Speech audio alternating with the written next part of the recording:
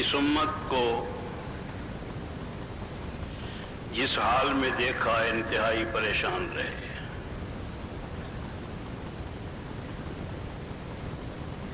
امت ہے اور سید الکونین صلی اللہ علیہ وسلم کی امت ہے.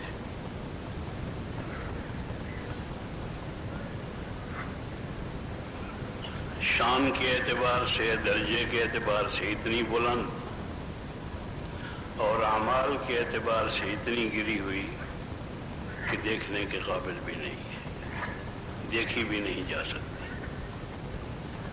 حضور صلی اللہ علیہ وسلم کا غار حرا جانا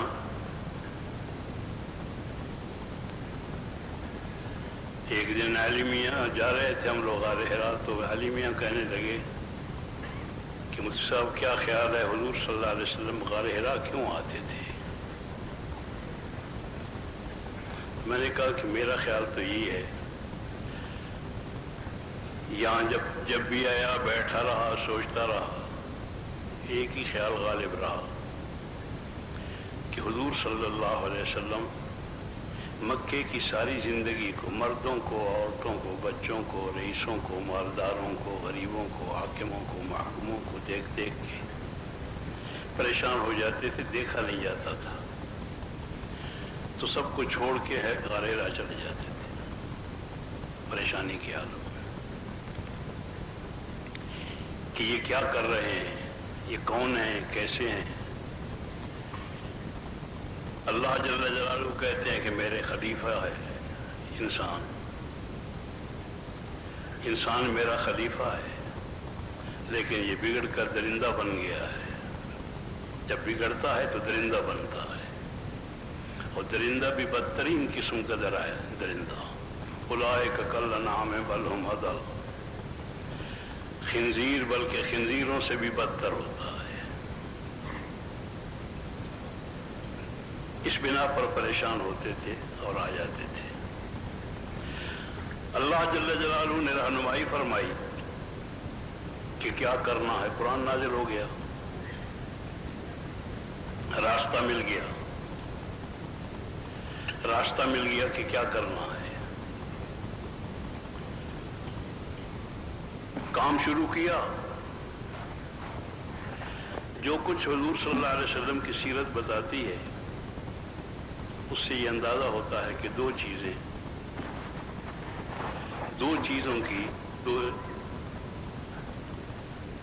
چیزوں کی بھرپور محنت کی گئی. خاص طور پر ایک تو شرک قرید کے اندر سے نکالا گیا ہے، اس لیے کہ یہ غلیظ ترین چیز ہے شرک. اس کے ہوتے ہوئے آدمی کسی کام کا نہیں ہوتا ہے. اس لیے نبی آ کر اپنی بھرپور محنت اس پر کرتا ہے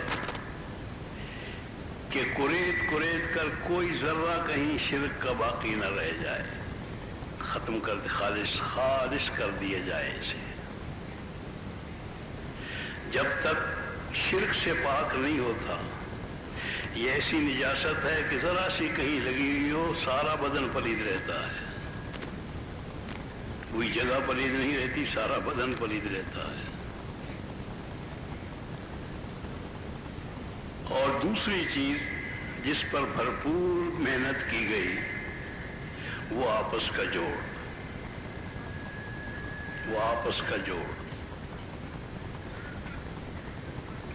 آپس کا تعلق، آپس کی محبت.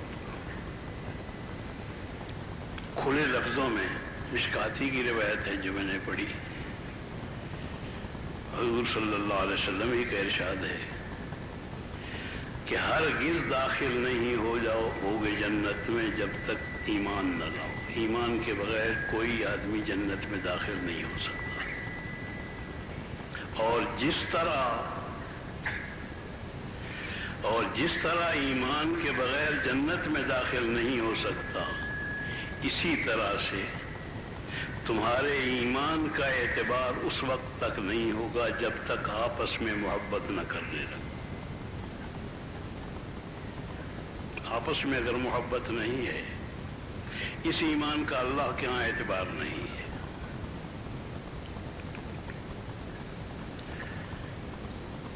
اور دوسرے موقع پر حضور نے ارشاد فرمایا کہ ایمان والے آپس میں ایسے محبت کرنے والے ایسے ہوتے ہیں، ایسے تعلق والے ہوتے ہیں ایمان والے کہ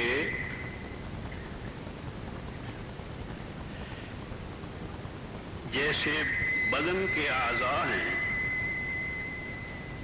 جیسے بدن کے اعضاء ہیں سر سے پیر تک، جیسے یہ آپس میں جڑے ہوئے ہیں، اس طرح سے ایمان والی آپس میں جڑے ہوئے ہوتے ہیں۔ اور یہ واقعاتی بات ہے کہ سر آنکھوں پہ، اور اس کا مقام، اس کی حیثیت، اس کا کام عظیم ترین کام ہے، بڑی قیمتی چیز ہے، بدن کا بڑا قیمتی حصہ ہے، لیکن یہ ساری چیزیں اسی وقت ہیں،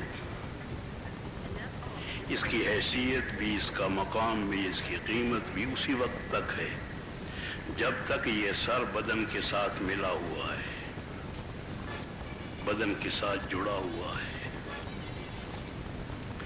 اگر اس سر کا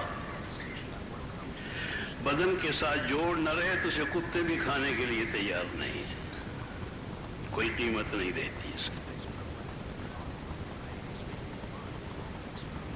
اگر جوڑ نہیں ہوتا ہے،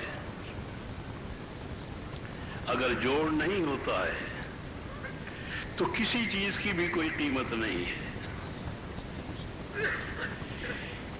اینٹیں پڑی ہوئی ہیں، اینٹیں پڑی ہوئی ہیں،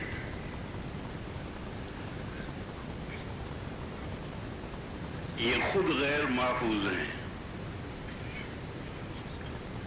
اگر ان کا جوڑ ہو جائے، آپس میں صحیح جوڑ بیٹھ جائے تو یہ قلعہ بھی بن سکتا ہے۔ حفاظت، اپنی حفاظت خود محفوظ نہیں ہوتی بلکہ دوسروں کی حفاظت کا سامان بھی بنتی ہے،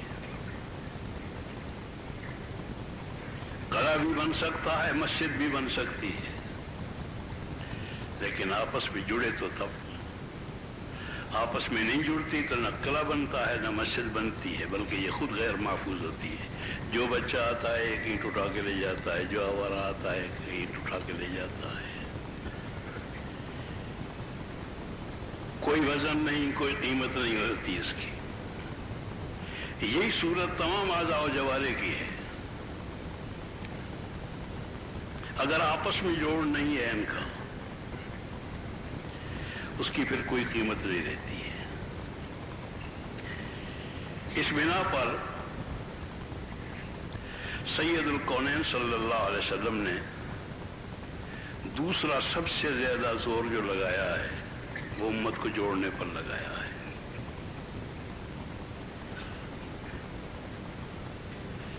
یہاں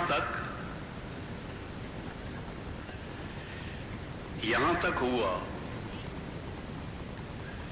کہ ایک انصاری اور ایک مہاجر کسی بات میں تو میں ہو گئی، ہو جاتی ہے۔ انصاری نے یا الانصار، انصار کو پکار لیا، انصار یعنی میں مظلوم ہوں، میری مدد کو پہنچو۔ انصار پہنچے۔ سید الکونین صلی اللہ علیہ وسلم اندر سے باہر آئے، گھر سے مسجد میں، اور آ کر نہایت غصے کی حالت میں ارشاد فرمایا کہ تم میں سے ابھی تک جاہلیت نہیں نکلی ہے، تم میں سے ابھی تک جاہلیت نہیں، جاہلیت شرک کے معنوں میں استعمال ہوتا ہے، ابھی تک جاہلیت تمہارے اندر سے نہیں نکلی ہے، کیوں انصار کو پکارا؟ یہ قومیت، علاقائیت، طبقاتیت، یہ غلیظ ترین عمل ہے۔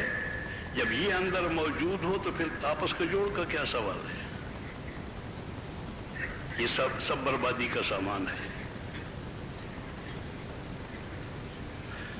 اور طبقاتی چیزیں، طبقے، ہمارے طبقے تو ہیں ہی کیا۔ وہ ہمارے ایک ساتھی ہیں، ایک دن فرمانے لگے کہ مجھ صاحب کیا کریں، اپنی قوم کا نام لے کر کے ہماری فلاں قوم ہے، اس لیے ایک جھکنے کا موقع تھا، ہم نے کہا کہ جھک جاؤ۔ نے کہا کیا کریں، ہم فلاں ہیں، ہم فلاں ہیں۔ میں نے کہا یار کیا ہو، یہ قومیں جو تم نے بنائی ہوئی ہیں سارے کوئی سکھ مسلمان ہوئے ہو، کوئی ہندو مسلمان ہوئے ہو، خواہ مخواہ تماشا بنایا ہوا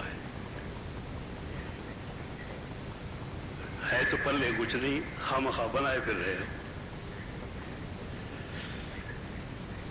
واقعہ یہ ہے کہ حضور صلی اللہ علیہ وسلم نے، یعنی ہم عرض کرنے لگا تھا کہ توقعات ہمارے ہیں ہی کیا، جو کچھ بنے ہوئے ہو۔ ہمارے محترم مولانا میرے خیال میں موجود ہوں گے، یہی کہیں دائیں بائیں بیٹھے ہوں گے۔ وہی دن آئے بھاگی ہوئے کہنے لگے کہ مجھ صاحب میں نے اندازہ کیا ہے کہ ہم، نام میں نہیں لیتا، نہ ان کا نہ ان کا نہ ان کا، کہنے لگے کہ وہ فلاں طبقہ جو ہے وہ فلاں نسل سے ہے۔ میں نے کہا انا للہ و انا الیہ راجعون۔ باقی مول صاحب یہی کہنے لگے، باقی تحقیق یہی۔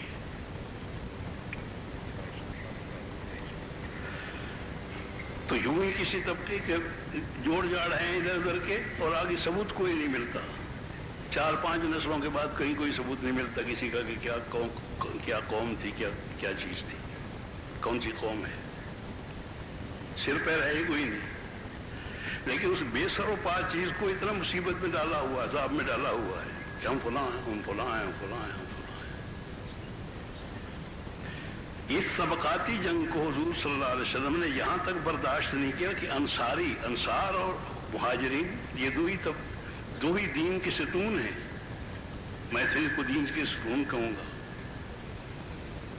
دین کا ستون ہے، عظیم ترین، دونوں ستون عظیم ترین ہیں۔ لیکن یہ بھی اگر کہیں طبقات کے طور پہ استعمال ہونے لگتے ہیں تو جاہلیت ارشاد فرما رہے ہیں۔ کسی اور موقع پر تو کسی کی کیا گنجائش نکل سکتی ہے کہ میں فلاں ہوں اور میں فلاں۔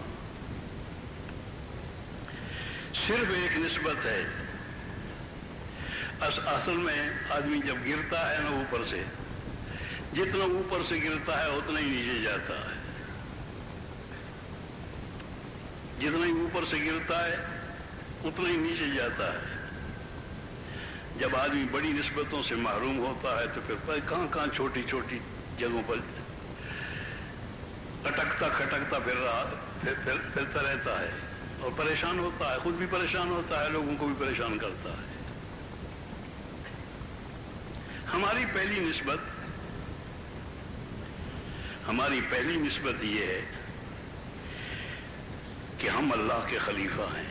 انی جاعل فی الارض خلیفہ، خلافت خلافت خلافت، اللہ کا خلیفہ ہے۔ سب سے بڑی نسبت یہ ہے کہ یہ اللہ کا خلیفہ ہے۔ اور دوسرے نمبر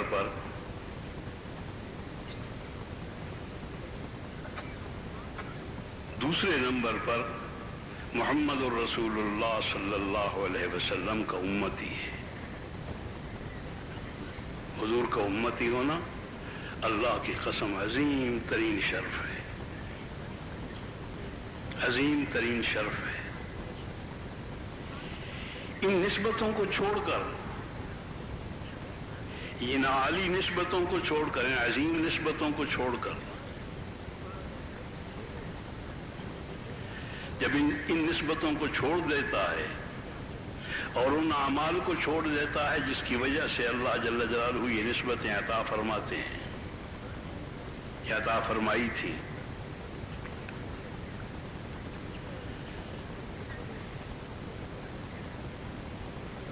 तो फिर पता नहीं किन किन निस्बतों की तरफ मंसूब होता रहता है। धक्के खाने वाली बात है।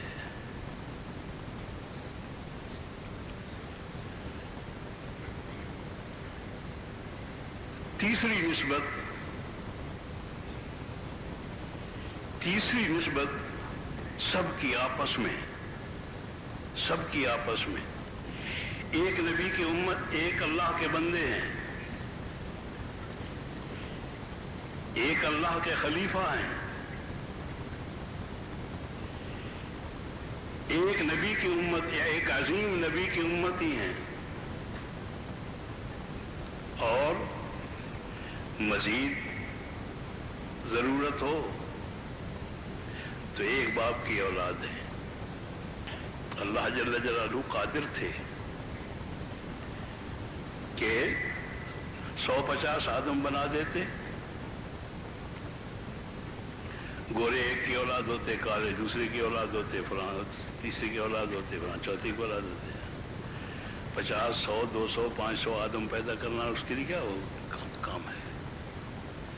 वो तो अल्लाह जल्ल जलालहू की सिफत खल्क इतने जोर की है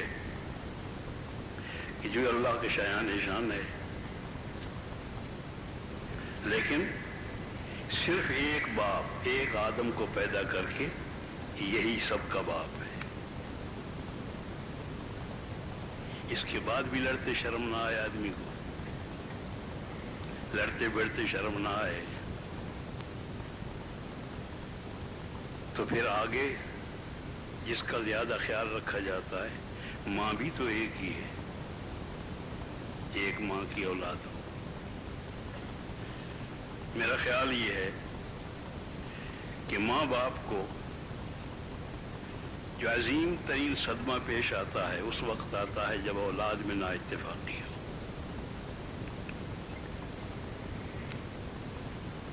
मैंने एक दिन एक आदमी से कहा, दो भाइयों की आपस में गड़बड़ थी, तो मैंने कहा कि यार अपनी अम्मा पर रहम कर खुदा के वास्ते, तुम्हें अम्मा से भी शर्म, अम्मा के सफेद बालों से भी शर्म नहीं आती? लड़ते किस बात पे हो? भाई हो सके, एक माँ की औलाद हो।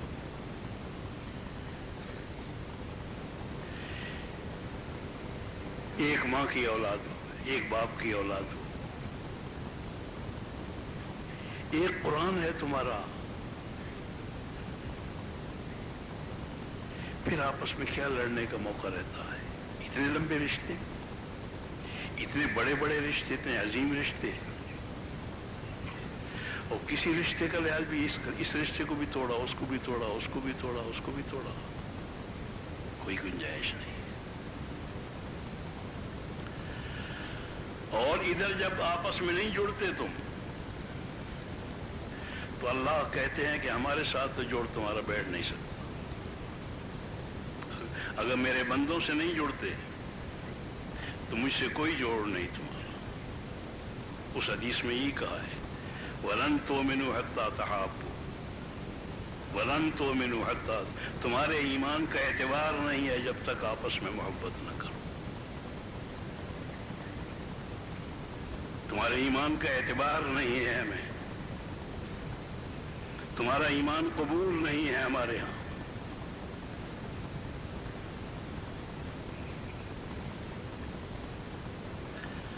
हुजूर सल्लल्लाहु अलैहि वसल्लम ने एक दिन अपनी मजलिस में बैठे बैठे इरशाद फरमाया अपने साथियों से, सहाबा किराम रिज़वानुल्लाह अलैहिम अजमईन से, कि अभी एक आदमी आएगा, मैं उसकी तरफ इशारा कर दूंगा,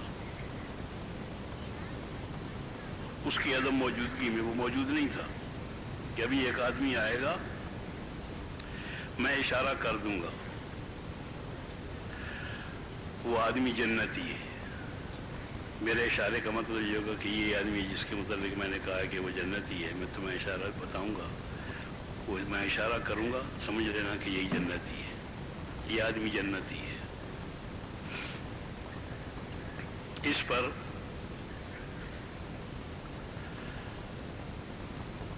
تھوڑی دیر کے بعد ایک آدمی آیا مجلس میں اور حضور نے اس کی طرف اشارہ کر دیا. سارے سمجھ گیا کہ یہی جنتی ہے.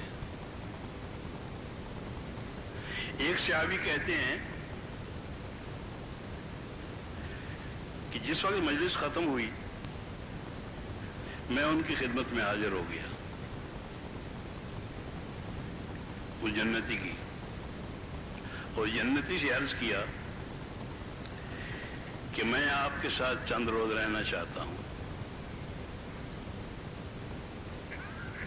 آپ کے ساتھ چند روز رہنا چاہتا ہوں.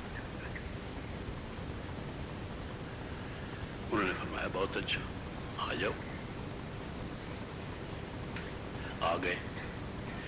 3 دن ان کے ساتھ رہے.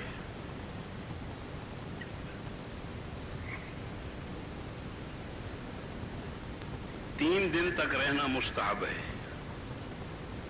بلکہ سنت کہوں گا میں، اس لیے کہ آج کل بہت لمبے لمبے ڈیرے لگتے ہیں جو بیچارے گھر والوں کے لیے عذاب بنا رہتا ہے.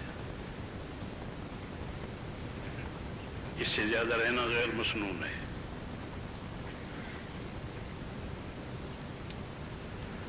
سنت سے ثابت نہیں ہے.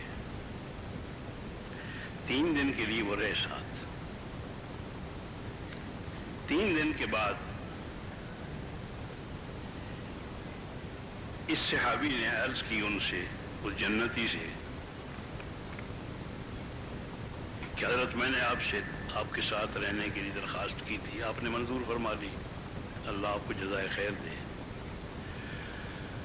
میں 3 دن جو آپ کے ساتھ رہا، اس لیے نہیں کہ ہمارے یہاں روٹی ختم تھی، ہمارے یہاں روٹی نہیں تھی، کھانے کو نہیں تھے، اس بات 3 دن کھانے کے لیے کسی کو چمٹا رہا، اس لیے نہیں، بلکہ وجہ یہ تھی کہ حضور صلی اللہ علیہ وسلم نے یہ ارشاد فرمایا تھا کہ میں اشارہ کر دوں گا، ایک آدمی آئے گا، میں اس کی طرف اشارہ کروں گا، وہ جنتی ہے.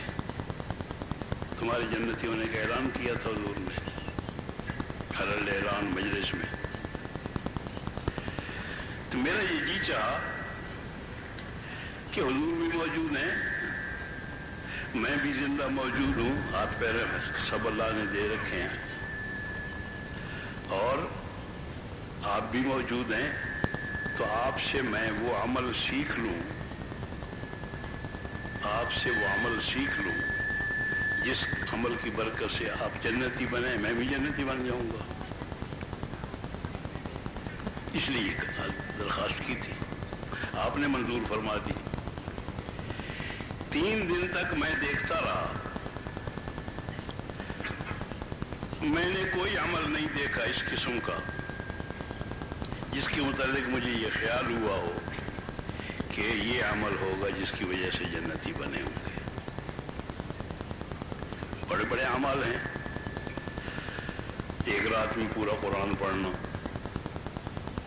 ساری رات نماز پڑھنا، ساری رات روتے گزارنا، ساری رات لکھتے گزارنا، کام کرتے گزارنا، امت کے کامات ہے، ساری رات سرحد پہ کھڑا رہنا دشمن سے حفاظت کے لیے، پہرے داری کے لیے مسلمانوں کی. بہت بڑے بڑے عمل ہیں. کوئی عمل میں نے نہیں دیکھا ایسا جس کے متعلق مجھے خیال ہو کہ اس کی وجہ سے جنتی بنے ہوں گے. میرا خیال تھا کہ مجھے اندازہ ہو جائے گا اور تو میں اسی کو عمل کو کرنا شروع کر دوں گا. اب مہربانی کر کے، میں تو دیکھ چکا اپنے پورے تفقد کے ساتھ کہ کوئی عمل مجھے سمجھ میں نہیں آیا. اب مہربانی کر کے آپ بتا دیں کہ وہ عمل کون سا ہے جس کی وجہ سے آپ جنتی بنے ہیں اور آپ کے جنتی ہونے کو حضور نے اعلان فرمایا ہے. پر وہ فرمانے لگے کہ بھئی یہ تو حضور سے پوچھو کہ میرا کون سا عمل ہے جس کی وجہ سے میں جنتی گیا. انہوں نے جنتی گیا، میں نے اعلان نہیں کیا جنتیوں نے تو انہوں نے اعلان کیا ہے. جنہوں نے اعلان کیا ان سے پوچھو. انہوں نے کہا حضرت بات یہ ہے کہ جب آدمی کو اس قسم کا عمل کرتا ہے اللہ جل جلالہ توفیق عطا فرماتے ہیں جس کی وجہ سے نبی اعلان کرتا ہے کہ یہ جنتی ہے. ایسا عظیم عمل جب آدمی کو اللہ توفیق عطا فرماتے ہیں تو اس توفیق کے بعد آدمی کے اندر ایک سکون پیدا ہوتا ہے، آدمی کے اندر ایک فرحت پیدا ہوتی ہے، آدمی کے اندر ایک قوت پیدا ہوتی ہے. محسوس ہوتا ہے کہ کچھ کیا ہے،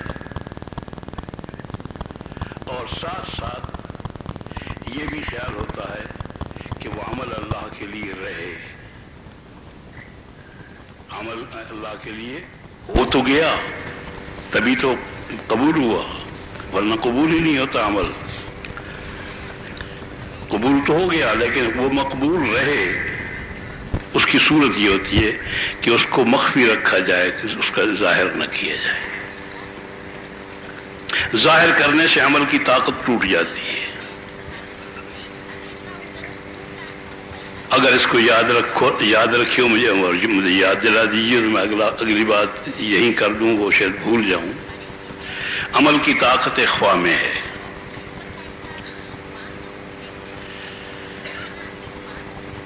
حضور صلی اللہ علیہ وسلم سے نے ارشاد فرمایا، روایت ہے حضور سے کہ فرشتوں نے اللہ جل جلالہ سے پوچھا کہ اے اللہ آپ نے یہ پہاڑ بنائے ہیں بہت بڑے بڑے، پہاڑوں سے بھی کوئی سخت چیز بنائی ہے، زیادہ سخت، جاندار، سخت، مضبوط. تو چونکہ فرشتوں کے راستے کی چیزیں نہیں ہیں، اس بات ان کے نام بھی نہیں جانتے تھے. وَعَلَّمَ آدَمَ الْأَسْمَاءَ كُلَّهَا، وہ دوسرا موقع پر اپنے اس سطح کے مطابق جو انسانی علوم کی ضرورت تھی جن انسانوں کو، وہ ان کو عطا کیے تھے، ان کو عطا نہیں ہوئے تھے، اس باتیں وہ نہیں جانتے تھے. اللہ جل جلالہ فرمایا کہ ہاں ان سے زیادہ سخت چیز لوہا بنایا ہے جو پتھر کو توڑ دیتا ہے. پھر پوچھا کہ پتھر سے زیادہ، پہاڑ سے زیادہ بھی کوئی طاقتور چیز؟ فرمایا ہاں، آگ جو لوہے کو پگھلا دیتی ہے. پھر پوچھا کہ لوہے سے بھی کوئی زیادہ طاقتور؟ تو فرمایا کہ لوہے کے سے زیادہ طاقتور بھی چیز بنائی ہے، آگ جو لوہے کو پگھلا دیتی ہے. پھر پوچھا کہ آگ سے بھی زیادہ کوئی طاقتور چیز؟ فرمایا پانی جو بجھا دیتا ہے آگ کو. پھر پوچھا کہ پانی سے بھی زیادہ کوئی طاقتور چیز بنائی؟ فرمایا ہوا جو پانی کو اڑا لے جاتی ہے، سکھا دیتی ہے. پھر پوچھا کہ ہوا سے بھی کوئی زیادہ طاقتور چیز بنائی؟ تو اللہ جل جلالہ نے فرمایا کہ ہاں، ہوا سے بھی زیادہ طاقتور چیز ایک بنائی ہے، وہ ہے کسی ایمان والے کا اخلاص کے ساتھ محض رضا الہی کے لیے مال کا خرچ کرنا اس طرح سے کہ دائیں ہاتھ سے خرچ کرے اور بائیں کو بھی پتہ نہ چلے. دائیں ہاتھ سے خرچ کرے. یہ اخلاص سے اور مقبول عمل کی نشانی یہ ہے کہ اس کو چھپانے کو جی چاہتا ہے کہ وہ چھپا رہے، اس لیے کہ قیمتی چیز تو چھپا کے رکھی جاتی ہے. وہی سرمایہ ہوتا ہے. کسی وقت میں کو اللہ جل جلالہ توفیق عطا فرما دیتے ہیں تو اس کو محفوظ رکھا جاتا ہے، اور محفوظ رہنے کی صورت اس کی ہے کہ کسی کی نگاہ نہ پڑے، کسی کے کان نہ سنے، کسی کا دماغ نہ سوچے. اسے اور خلط ملط کا موقع مل جائے تو پھر وہ بھی کہیں طاقت اس کی نہیں رہتی باقی. اور اسی میں ایک ضمنی سی بات ہے، خیال ہی خیال ہے. اللہ جل جلالہ قادر ہیں ہر چیز پہ. کبھی جب اس حدیث کا خیال آتا ہے تو یہ خیال آتا ہے کہ یہ ہوا جو ہے، ہوا کا قرہ سب سے زیادہ طاقتور ہے. ساری کائنات میں سے آگ و آگ، پہاڑ واڑ، یہ لوہا وہ ہے، اور تمہارے ایٹم ویٹم سب کے سب سے زیادہ ہوا کا قرہ سب سے زیادہ طاقتور ہے. اور اللہ جل جلالہ نے اپنے کرم سے حضرت سلیمان علیہ السلام کے لیے اس قرے کو مسخر بھی کیا ہے. آگ کو ابراہیم علیہ السلام کے لیے مسخر کیا ہے، پانی کو موسیٰ علیہ السلام کے لیے مسخر کیا ہے. شاید یہ ہوا کا قرہ جو ہے، اس کا مسخر ہونا اس امت کے لیے امانت رکھا ہوا ہو.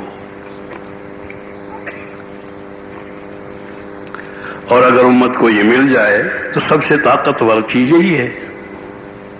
آگے تو مال کا خرچ کرنا ہے. آخری طاقت جو مادی طاقتوں میں سے طاقت ہے وہ ہوا ہے. اللہ جل جلالہ کو غیب سے دروازہ کھولیں اس کا کہ امت کے لیے تسخیر ہو جائے ہوا کی. تو سلیمان علیہ السلام کا جو تخت تھا، سلیمان علیہ السلام کے ارادے سے اڑتا تھا. اندر انہوں نے ارادہ کیا، نہ کوئی اشارہ کرنا پڑتا تھا، نہ کوئی سوئچ دبانا پڑتا تھا، کچھ نہیں کرنا پڑتا تھا. صرف ارادہ کیا کہ یہاں اتر جائے، اتر گیا. اور جس رفتار کا اندازہ کرتے تھے، جس رفتار کا ارادہ فرماتے تھے، جس رفتار کا ارادہ اسی رفتار سے چلتا تھا. سیکنڈوں میں ادھر سے ادھر جس رفتار کا ارادہ کرتے تھے وہ رفتار پوری ہو جائے، ہوا پوری کر دیتی تھی. بہرحال یہ کر رہا تھا کہ وہ مخفی عمل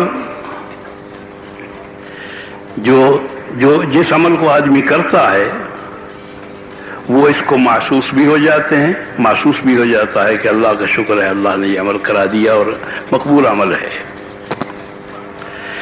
وہ 3 آدمی جنہوں نے ایک غار کے اندر جگہ پکڑی تھی، مشہور حدیث ہے. غار بارش شروع ہو گئی، غار میں گھس گئے. اوپر سے ایک چٹان لڑکی، اور اس طرح لڑکی کہ وہ لڑکتے ہوئے سیدھی ان کے دروازے پر آ گئی، ایسا کہ ساری کائنات جمع ہو تو وہ اٹھائی نہیں جا سکتی. اس پر ان تینوں نے، ایمان والے تھے اور اعمال والے تھے اور جاندار اعمال والے تھے.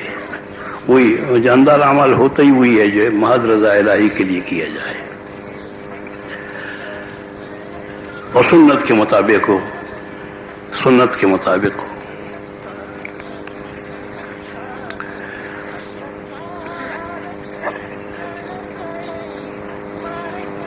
کہ اپنے اندر جھانکو، اپنے اندر جھانکو، اپنے اندر دیکھو. کوئی عمل اللہ کے لیے کیا ہو تو اس کا واسطہ دے کے اللہ سے دعا مانگو. یہی ایک صورت ہے نکلنے کی، ورنہ مرو یہی. چنانچہ ہر ایک نے اپنے اندر جھانکا. اللہ کا شکر ہے ایک ایک عمل مل گیا. جب اللہ کو منظور ہوتا ہے، اللہ جل جلالہ اس چیزوں کو وقت پر اسباب مہیا فرما دیتے ہیں. ہر ایک نے تینوں عمل پیش کیے. تو تفصیلی واقعہ سنا ہوا، بہت بارہ سنا ہوگا آپ حضرات نے، بیان بھی کیا ہوگا، سنایا بھی ہوگا لوگوں کو. تینوں نے اپنی اپنی دعا مانگی. پہلے کی دعا مانگنے پر کہ اللہ اگر یہ عمل تیرے ہاں مقبول ہے جیسے میرا اندازہ ہے تو اس اپنے مقبول عمل کی برکت سے ہمیں رہائی دے دے. تو تھوڑا سا حصہ سرک گیا، پھر دوسرے کی دعا پر اور سرک گیا، تیسرے کی دعا پر کھل گیا دروازہ. مقبول اعمال اتنے جاندار ہیں کہ کوئی جاندار چیز نہیں ہوتی، اتنی جاندار نہیں ہوتی ہے. بہرحال ذکر کر رہا تھا کہ وہ کس کا معاملہ جو جس پر کہا تھا کہ مجھے یاد دلائی ہو.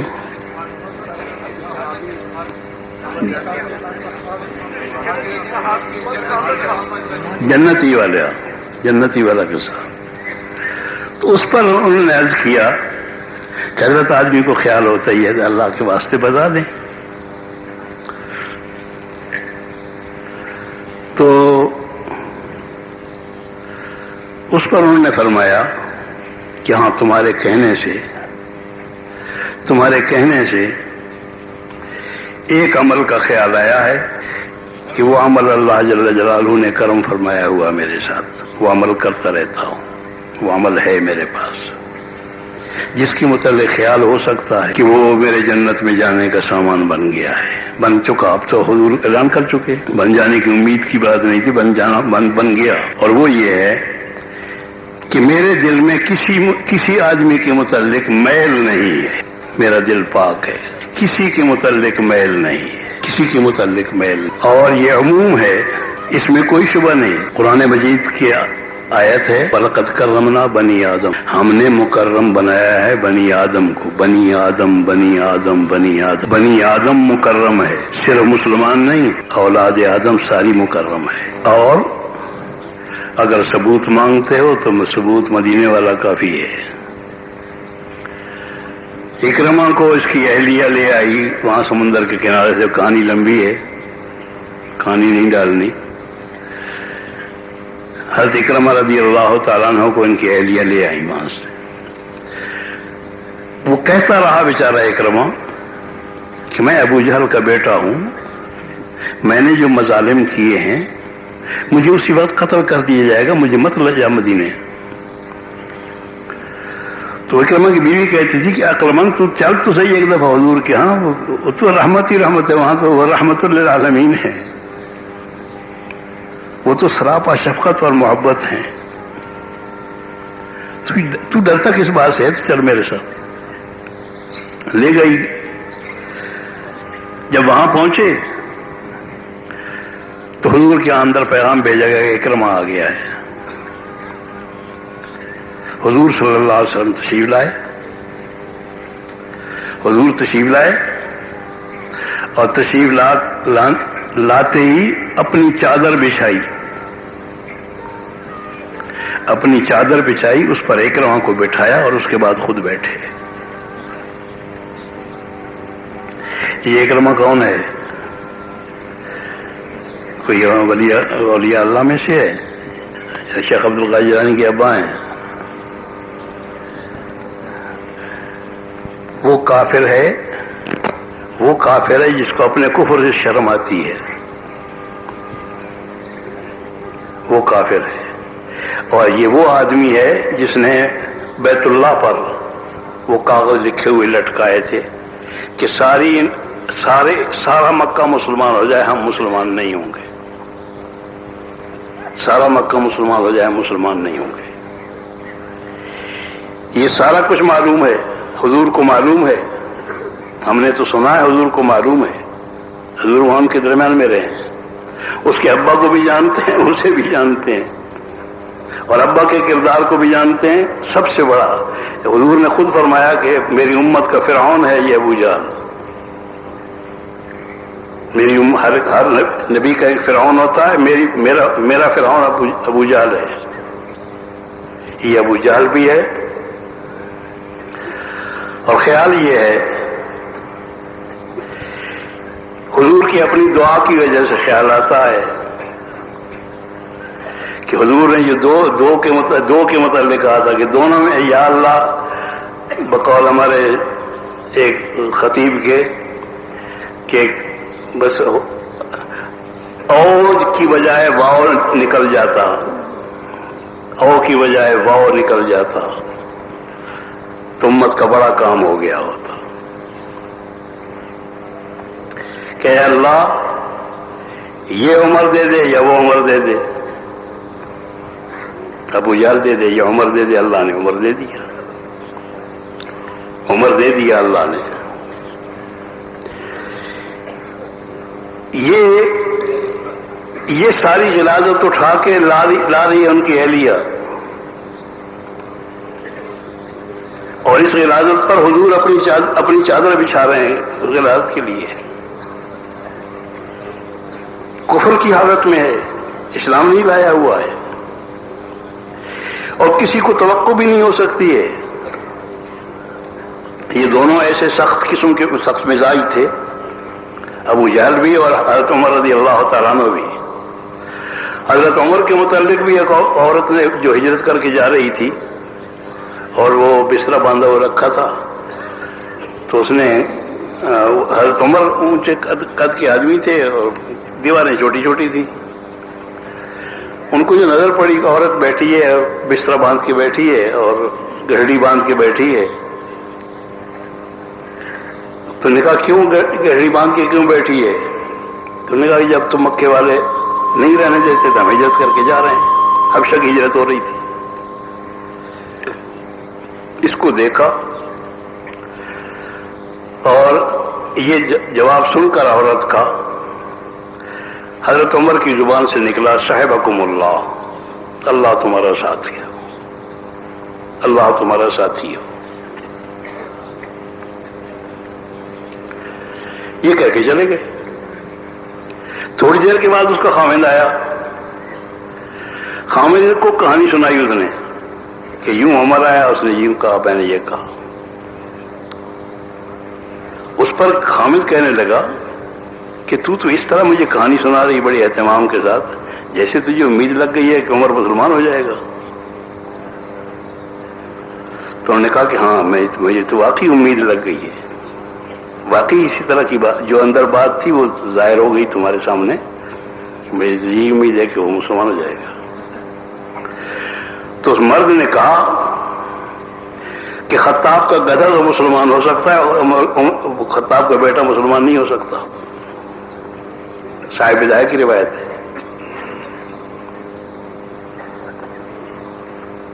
یہ وہ لوگ ہیں جن کے لیے دعائیں ہو رہی ہیں. وَلَقَدْ كَرَّمْنَا بنی آدم ہو رہا ہے. ہر بنی آدم کے اندر اللہ جل جلالہ نے وہ جواہرات رکھے ہیں جو کل کائنات میں نہیں ہیں.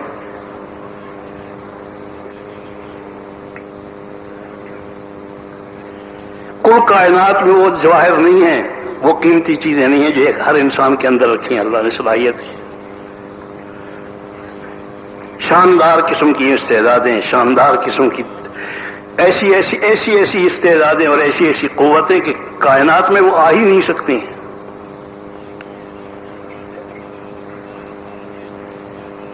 ابھی اس سفر میں ایک بڑے آدمی سے بات ہو رہی تو میں نے کہا بھائی یہ جو مٹی پر وقت ضائع کر رہے ہو، مٹی کھود کھود کے، سب کو مٹی کھود رہا ہے، کو پہاڑ کھود رہا ہے، کو پانی کھود رہا ہے، کو کچھ کر رہا ہے.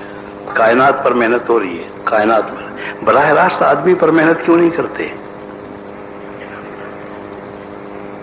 تمہیں ہر چیز میں سب کچھ نظر آتا ہے اور آدمی میں کچھ نظر نہیں آتا. اللہ کی قسم اگر آدمی پر براہ راست محنت کرو تو وہ جواہر پارے نکلیں گے اس کے اندر سے. اور میں قسم اٹھا کے کہہ سکتا ہوں کہ اگر جو کچھ اس وقت تک زمینوں سے، پہاڑوں سے، پانیوں سے نکل چکا ہے وہ تو موجود ہے. جو نہیں نکلا ہے اگر اللہ جل جلالہ وہ بھی نکال دیں باہر، جو رکھا ہوا ہے قیامت تک آنے والے انسانوں کے لیے سارا ایک سرمایہ حیات رکھا ہوا ہے، سارا کچھ وہ بھی سارا اللہ جل جلالہ نکال دیں، آدمیوں کو عافیت نصیب نہیں ہوگی. آدمیوں کو عافیت نصیب نہیں ہوگی.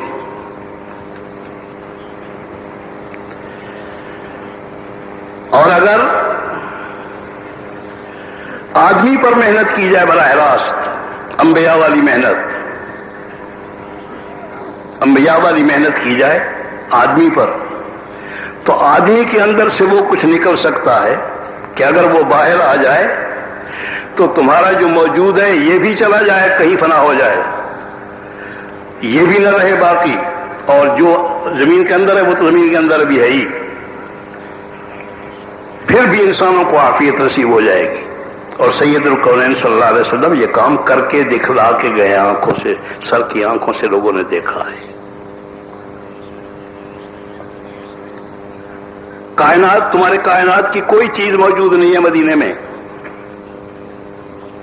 تمہاری کائنات کی کوئی چیز موجود نہیں، چھپر ہیں، ایک پکا مکان نہیں ہے، چھپر ہیں اور چھپر خالی ہیں،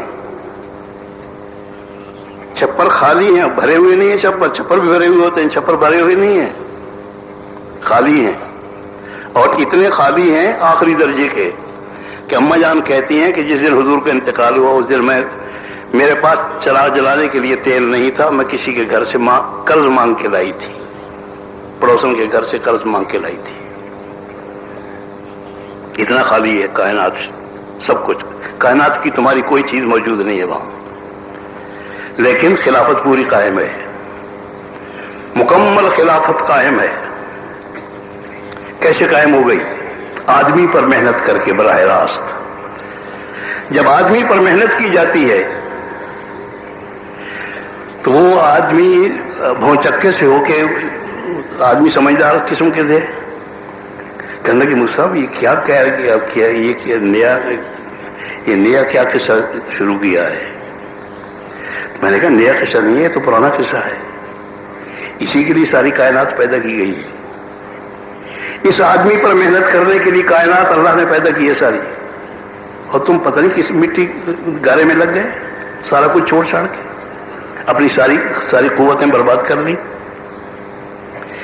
جس وقت انہوں نے کہا جی جلدی سے پہلے وہ بتاؤ کہ جس پر آدمی پر محنت کی جائے تو کیا نکلتا ہے پھر اس کے اندر سے؟ میں نے کہا جب آدمی پر محنت کی جاتی ہے براہ راست انبیاء والی، تو آدمی کے اندر سے ایمان نکلتا ہے، کسی زمین کے ٹکڑے سے نہیں نکلتا ہے، کسی پانی سے نہیں نکلتا ہے، آدمی کے اندر سے ایمان نکلتا ہے۔ یہ کائنات کی سب سے بڑی طاقت ہے کہ جس کے اندر ایمان موجود ہو، اللہ کی قسم وہ کائنات کا سب سے زیادہ قوی ترین آدمی ہوتا ہے، سب سے زیادہ قوی ترین۔ اس کی زبان سے اگر اس قسم کے جملے نکل جائیں تو دنیا تباہ ہو جاتی ہے، اور اس قسم کی دنیا آباد ہو جاتی ہے۔ اگر اس قسم دوسرے قسم کے الفاظ نکل جائے، بس زبان ہلانے کی بات نہیں، اور بعض اوقات زبان ہلانے کی بھی بات نہیں ہوتی، زبان ہلانے کا بھی کوئی کام نہیں ہے، بس صرف دل میں خیال آیا کہ یہ ہو جانا، یہ ہو جاتا، اسی وقت ہو گیا۔ اس کے اندر سے ایمان نکلتا ہے، آدمی پر جب محنت کی جاتی ہے اس کے اندر سے ایمان نکلتا ہے، اور سب سے پہلی چیز ہے جو سب سے زیادہ قیمتی جوہر ہے، اور آدمی کے اندر سے عدل نکلتا ہے، آدمی کے اندر سے عفت نکلتی ہے، آدمی کے اندر سے محبت نکلتی ہے، آدمی کے اندر سے ایثار نکلتا ہے، آدمی کے اندر سے قربانی نکلتی ہے، آدمی کے اندر سے شجاعت نکلتی ہے، آدمی کے اندر سے وہ سب چیزیں نکلتی ہیں جو انسانیت کو ضرورت ہے، اور انسانیت جن کے لیے ترس رہی ہے، انسانیت ترس رہی ہے، اور جب تک وہ نہیں نکلے گا آدمی کے اندر سے، آدمی پر محنت نہیں کی جائے گی اور آدمی کے اندر سے وہ نہیں نکلے گا، اتنے تک آدمیوں کو کبھی عافیت نصیب نہیں ہوگی۔ حماقت سے جس کو تم نے ترقی کے راستہ سمجھ لیا ہے کہ یہ ترقی کا راستہ ہے، اور ہم ترقی کر رہے ہیں، ترقی نہیں کر رہے، بربادی لا رہے ہیں۔ آدمی پر محنت کیے بغیر آدمی بڑھا رہے ہو تو بھی بربادی لا رہے ہو، اور آدمی پر محنت کیے بغیر باقی کائنات پر جو محنت کر رہے ہیں وہ بھی بربادی کا سامان ہے۔ لذو للموت والبن للخرابی، وہ بھی بربادی کا سامان ہے، وہ بھی بربادی کا سامان ہے۔ اس لیے کہہ رہے ہیں کہ سب کو چھوڑ کے سب سے پہلے آدمی پر محنت کرو۔ کائنات کا شہزادہ یہ ہے، اسی کے لیے ساری کائنات بنائی گئی ہے، اسی کے لیے بنائی گئی ہے۔ اس پر محنت کرو، اس پر محنت کرنے سے جو چیزیں اندر سے نکلیں گی وہ وجود میں آ گئیں تو کچھ نہیں ہوگا تو بھی عافیت نصیب ہوگی۔ مدینہ ایک شہر ہے جس کو تالا نہیں لگتا ہے، صرف مدینہ ایک شہر ہے دنیا میں جہاں تالا نہیں لگا ہے، جہاں کسی گھر کو تالا نہیں لگا۔ تالا کیا؟ छपरों में तो कुंडी भी कोई नहीं होती, चालक लगने क्या सवाल है। और कुंडी का किस लिए लगानी थी? न किसी की इज्जत को खतरा है, न किसी की जान को खतरा है, न किसी की माल को खतरा है। सैयदुल कौनैन सल्लल्लाहु अलैहि वसल्लम ने जो ऐलान किया है हज्जतुल विदा के मौका पर, ये हुजूर का मंशूर है। हुजूर का मंशूर क्या है? ये कायनात का सबसे बड़ा मंशूर है। और सैयदुल कौनैन सल्लल्लाहु अलैहि वसल्लम का मंशूर है, इस्लाम का मंशूर है, इंसानियत का आला तरीन मंशूर है। इंसानियत का, पूरी इंसानियत को कह रहा हूं, सारी इंसानियत का मंशूर है। मेरे बदन से उसका खुलासा अर्ज कर रहा हूं जो हुजूर ने इरशाद फरमाया, अरफात में भी इरशाद फरमाया, मिना में भी इरशाद फरमाया। मेरे बदन से हर आदमी याद करे, हर आदमी याद करे मिना में और अरफात जैसे मुकद्दस जगह पर खड़े होकर दिल से इकरार करे, दिल से एतराफ करे, दिल से आद करे। मेरे बदन से हर मर्द, हर औरत, हर बच्चा, हर हाकिम, हर महकूम ये ऐलान करे और इस बात का अहद करे अपने अंदर भी और बाहर भी, जुबान से भी और दिल से भी और दिमाग से भी, कि मेरे बदन से कोई हरकत ऐसी नहीं होगी, मेरे बदन से कोई हरकत ऐसी नहीं होगी जिससे किसी की इज्जत को, किसी की जान को, किसी के माल को नुकसान पहुंचे। मेरे बदन से कोई हरकत ऐसी नहीं होगी जिससे किसी की इज्जत को, किसी की जान को, किसी की माल को नुकसान पहुंचे। जब ये तय हो जाए तो इंसानियत महफूज नहीं है, इन अदालतों की जरूरत है। किसी अदालत की जरूरत नहीं है। ये तो अदालतें बदली, नाम इनका अदालतें हैं, मजालिम खाने हैं, लेकिन किसी अदालत की जरूरत ही नहीं है। सुबह को पता लगता है कि एक आदमी ने कत्ल किया है। अमीरुल मोमिनीन उमर रज़ी अल्लाह तआला ने ऐलान फरमाया कि इशराक तक कातिल मेरे पास पहुंच जाए, जहां कहीं है, जिसके पास है लेके आ जाए। इशराक तक नहीं आया, कातिल नहीं पहुंचा, कातिल कोई नहीं लाया। फिर ऐलान फरमाया कि कोई आदमी मदीना शहर का या मदीने के अंदर इस वक्त में आया हुआ आदमी है बाहर का, उसको किसी काम पर जाने की इजाजत नहीं है। किसी का आदमी को, न दुकान वाले को दुकान पर, न ज़राअत वाले को ज़राअत पर, न मजदूरी वाले को मजदूरी पर, न सफर करने वाले मुसाफिर को, किसी को कहीं जाने की नक़ल हरकत की इजाजत नहीं है जब तक ये कातिल न मिल जाए। सब एक ही काम करो। चाश्त के वक्त में कातिल मिल गया, उसी दिन कातिल मिला, उसी दिन कत्ल, उसी दिन इंसाफ हुआ, उसी दिन उसको सजा दी गई। गलती हुई, गलती इंसानी फितरत है। किसी कुव्वत से मगलूब होकर गलती हो गई। गलती मर्द से भी हुई, औरत से भी हुई, दोनों से हुई। और फिर उनको पुलिस लेके नहीं आई पकड़ के, न औरत को न मर्द को जिनसे गलती हुई है।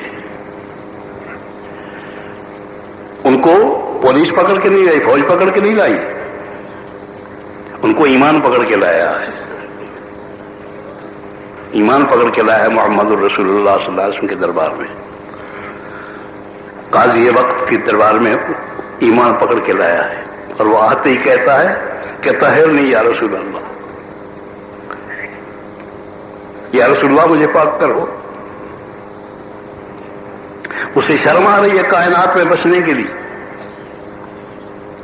कायनात में बसने से शर्म आ रही है उसे कि मैं उसको खालिक के कायनात की कायनात में बसते हुए उसका सब कुछ खाते पीते, उस वक्त मुझसे ये हरकत उसके सामने हुई, ये कमीनगी मैंने की। उसे शर्म आ रही है, कहता है मैं जल्दी से मरना चाहता हूं, मैं जिंदा नहीं रहना चाहता। हुजूर दूसरी तरफ मुंह फेर लेते हैं, हुजूर दूसरी तरफ मुंह फेर लेते हैं, वो इस तरफ आ जाता है, तहर नहीं या रसूल अल्लाह। तौबा अपने मुंतहा को पहुंची हुई है, हकीकी तौबा है, सही तौबा है, मुकम्मल तौबा है कि अल्लाह, मुकम्मल तौबा ये होती है कि अल्लाह माफ फरमा दे, ये नादानी हुई, गलती हुई, गफलत हुई, इलाही माफ फरमा दे, आइंदा नहीं करूंगा। तो यहां तौबा मुकम्मल होती है। ऐ अल्लाह माफ कर दे तो आदमी कहता रहता है, आइंदा नहीं करूंगा नहीं कहता है, तौबा मुकम्मल नहीं होती।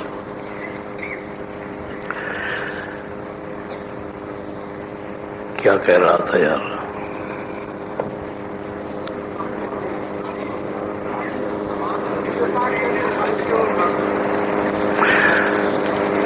अर्ज कर रहा था कि जब आदमी पर मेहनत की गई, कुछ नहीं किया गया, सिर्फ आदमी पर मेहनत की गई, सब कुछ छोड़ के, जैसे तुम सब कुछ छोड़ के मिट्टी पर मेहनत कर रहे हो, सब कुछ उस मिट्टी पर लगा रहे हो, जवानियां भी उसी मिट्टी पर बर्बाद हो रही हैं।